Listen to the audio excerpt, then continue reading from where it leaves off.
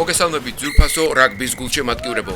Თავაზობ დიდიათის მე-6 ტურის მატჩების მიმოხილვას, რომლის ნახვაც დიდიათის ოფიციალურ YouTube არხსა და Facebook გვერდზე შეგიძლიათ.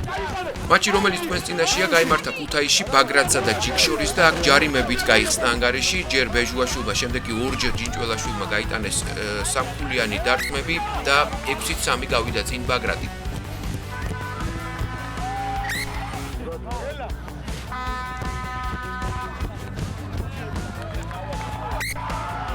თუმცა პირველი ტაიმი მაინც მოიგო ჯიქმა, სუხაშვილის ლელოთი და ბეჟუაშვილის გარდასახვით 10-6 გავიდა წინ სტუმარი გუნდი, შემდეგ გურაგველიძის ესტელო მოლის შემდეგ, რომელსაც გარდასახვა არ მოჰყოლია, მაგრამ 6-15 გახდა ანგარიში. ჯინჭველაშვილმა 3 ქულა გაქვითა, თუმცა საბოლოოდ გურგენაძემ უკასრავად დადო ლელო, რომელმაც მოაგებინა კიდე ჯიქს 9-20 ასე გაიმარჯვა ჯიქმა ქუთაისში.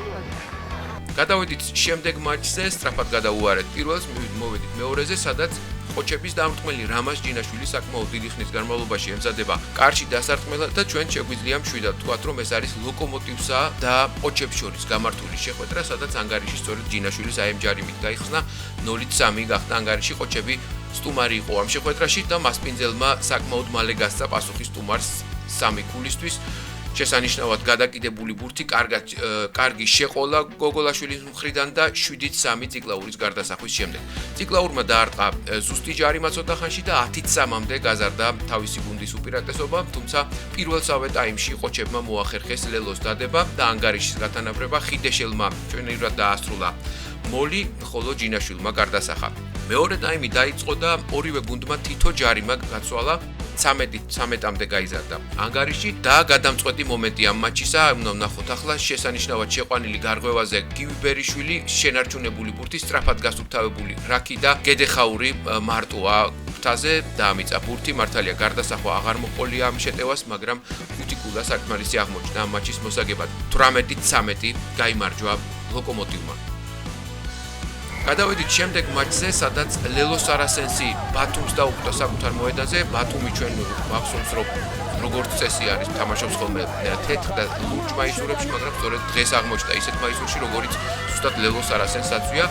მაინც მოვახერხებთ რამენაირად გარკვევას. სოხაძეისა და ყიასაშვილის დუელი გაიმართა სნაიპერობაში. ჯერ სოხაძემ გაიტანა 2 ჯარიმა და ბათუმი გაიყვანა წინ, შემდეგ ყიასაშვილმა 1 ჯარიმა გაქვითა 3 ქულის სახით. შემდეგ სოხაძემ არეკნი გაიტანა და 3-9 გახდა სტუმრების სასარგებლოდ. ყიასაშვილის დარტყმას ვადევნებ თვალს, რომელიც ბოლო იყო პირველ ტაიმში. მეორე ტაიმის კვლავ ყიასაშვილმა გახსნა 9-9-მდე გაათანაბრა ანგარიში და ცოტა ხანში სულად წინ გაიყვანა ლელო სარასენსი 12-9. არ ჩამორჩა მას თემურ სოხაძე, საკმაოდ რთული ჯარიმა გაიტანა და ანგარიში გაათანაბრა 12-12. კიდევ ერთი არეკნი გაიტანა სოხაძემ ამ შეხვედრაში, როგორც ხედავთ, ძირითადად ფეხით თამაშზე იყო გადატანილი აქცენტი. ჩვენივრად დასრულებდნენ დამპყრობლები თავის მოვალეობას. აი აქ კი პირველი ლელო დაიდო, ჩაუჭრეს პასი ხმალაძეს ბათუმელებმა და პირველი ლელო მიმინოშვილმა მიითვალა საკუთარ და თავისი გუნდის აქტივში. ასე დაწინაურდა ბათუმი ანგარიშით 22-12. ესეც მასპინძელთა საპასუხო ლელო, რომელიც ძალიან ლამაზი და დინამიური გამოვიდა. ჭეიშვილმა წაიღო თავიდან ბურთი, გასცა პასის, შემდეგ დაუბრუნდა ეს პასი, საკმაოდ დაბლა წავიდა ტანმაღალი მოთამაშისთვის. რთული იყო ამის მისი აღება, მაგრამ მაინც მოახერხა მეორე ხაზილმა დაუფლება, ირბინა დარჩენილი მანძილი და დაამიწა ბურთი. ამან არ უშველა ლელო სარასენს, მაინც წააგო ამ გუნდმა ანგარიშით 17-22. გადავინაცვლოთ შემდეგ შეხვედრაზე, რომელშიც არმაზი და აია დაუპირისპირდნენ ერთმანეთს. ისე მოხდა, რომ აქაც ორივე გუნდს ერთნაირი ფერის მაისური აღმოაჩნდა. არადა ჩვენ ხომ ვიცით, რომ აიას მაინც გვინახავს ამ მიმდინარე სეზონში წითელი ფერის მაისურები მოსავს ხოლმე, მაგრამ დღეს სწორედ ის ფერი არჩია, რომელიც მეტოქეს ეცვა. გავარკვევთ როგორღაც არაუშავს, თავარია გავარკვევთ ვინ და როგორ შეასრულა ამ შეხვედრაში. კიკნაძემ გახსნა ანგარიში არმაზის სასარგებლოდ არეკნით, შემდეგ ბაბუნაშვილმა 2 ჯარიმა გაიტანა და უკვე სტუმრები გაიყვანა წინ. კიკნაძემ ცოტა ხანში გაათანაბრა ანგარიში საჯარიმო დარტყმით და პირველი ლელოც უნდა ვნახოთ ახლა.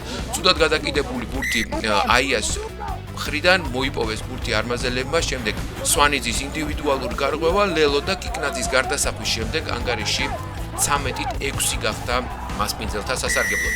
თუმცა პირველი ტაიმი ულელოოდ არ დაუტოვებია ქუთაისის აიას. აბრამიძემ, რომელიც ამ მატჩის სრულიად ბრწყინვალე იყო, 1 ლელო დაამიცა შეცურებული ბურთის შემდეგ და 13-11 დამთავრდა 40 წუთი. ვერ გეტყვით რა თამაში ნახეს ქუთაისლებმა ამ მატჩის წინ, საიდან მიიღეს შთაგონება, მაგრამ სულიად ფანტასტიკური ეპიზოდები შემოგთავაზეს ჩვენც და მეტოქესაც.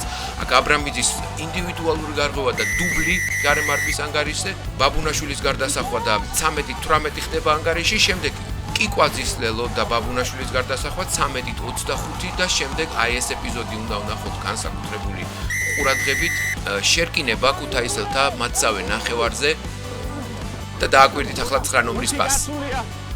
და დანარჩენი უკვე აბრამიძემ თავის თავზე აიღო.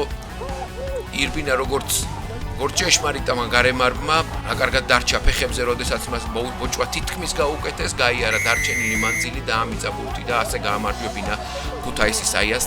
და ჩვენი მიმოხილვის ბოლო მატჩი, რომელიც არმიასა და აკადემიას შორის შედგა ავჭალის სტადიონზე და აქაც დამთმელების დუელით დაიწყო საქმე. ჯერ მათიაშვილმა გაიტანა 2 საჯარიმო დარტყმა და აკადემია 0-6 დააწინაურა.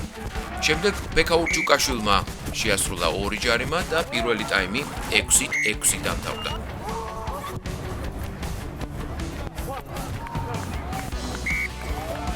მეორე ტაიმი ლელოთი გაიხსნა, რომელიც გიგაურის ანგარიშზეა.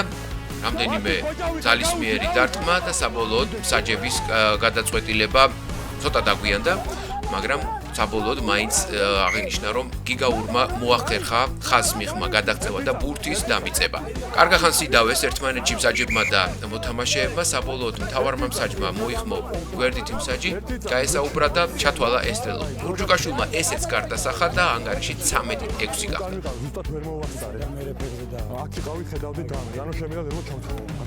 დამიწება იყო ბიჭო. ამას მოყვა მათიაშვილის 3 გოლა და 13-9-მდე შემცირდა სხვაობა, თუმცა ურჯუკაშვილმა მატჩის ბოლომდე კიდევ 3 ჯარიმა გაიტანა და საბოლოოდ გაამარჯვებინა თბილისის არმიას ანგარიშით 22-9.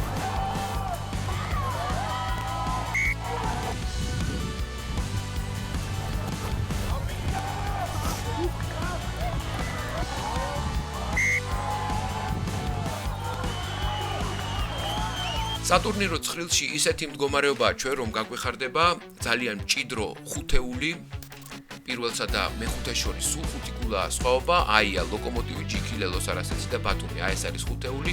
დანარჩენები ოდნავ ჩამორჩებიან, მაგრამ სეზონის ბოლომდე საკმაოდ როა და ალბათ მოახერხებენ გულების დაგროვებას სხვა გუნდებიც.